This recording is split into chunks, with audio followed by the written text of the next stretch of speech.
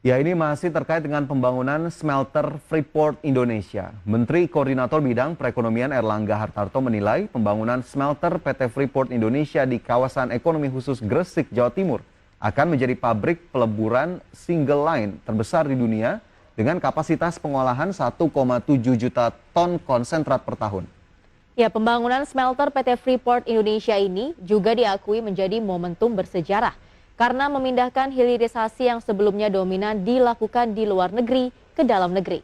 Dengan adanya pembangunan smelter tembaga dan instalasi hilirisasi tambahan di Gresik ini akan meningkatkan nilai tambah perekonomian domestik secara berlipat ganda, yang pada akhirnya meningkatkan penerimaan negara. Erlangga memproyeksikan smelter PT Freeport Indonesia akan mampu memproduksi emas sebanyak 35 ton sampai 54 ton per tahun. Nah, harga emas sekarang 1.700 per troy ounce.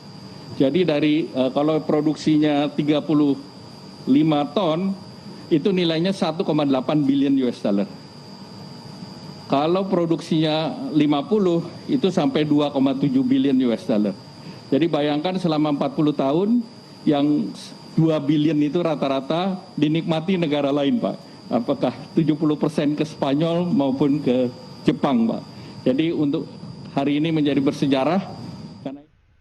Ya, kalau kita berbicara soal smelter begitu ya, ini memang sudah kewajiban dari PT Freeport Indonesia yang sudah ditagih memang oleh pemerintah dari beberapa tahun sebelumnya untuk kemudian segera direalisasikan. Dan akhirnya kemarin memang Presiden Joko Widodo, kemudian Menteri BUMN Erick Thohir, Menko Perekonomian Erlangga Hartarto dan juga jajaran dari Freeport Indonesia akhirnya melakukan seremoni groundbreaking dari pembangunan smelter di kawasan ekonomi khusus Gresik, Jawa Timur. Dan Presiden Jokowi berharap ini terkait dengan pembangunan smelter ini bisa menjadi daya tarik bagi investasi industri, begitu. Karena kemudian Indonesia sudah memiliki smelter, terutama Freeport Indonesia, dan ini berarti bisa menjadi salah satu upaya pemerintah untuk kembali mengundang pihak-pihak pelaku industri lain untuk bisa datang dan bergabung ke industri Indonesia. Karena memang smelter ini perannya begitu penting ya, Mangi dan juga pemirsa, kita tahu untuk perusahaan-perusahaan pertambangan. Ini diharapkan bisa menjadi langkah hilirisasi untuk kemudian meningkatkan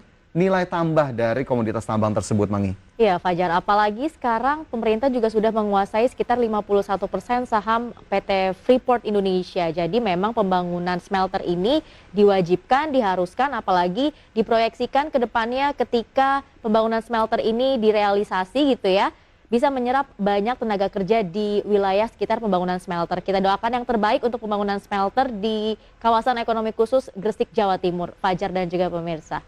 Oke.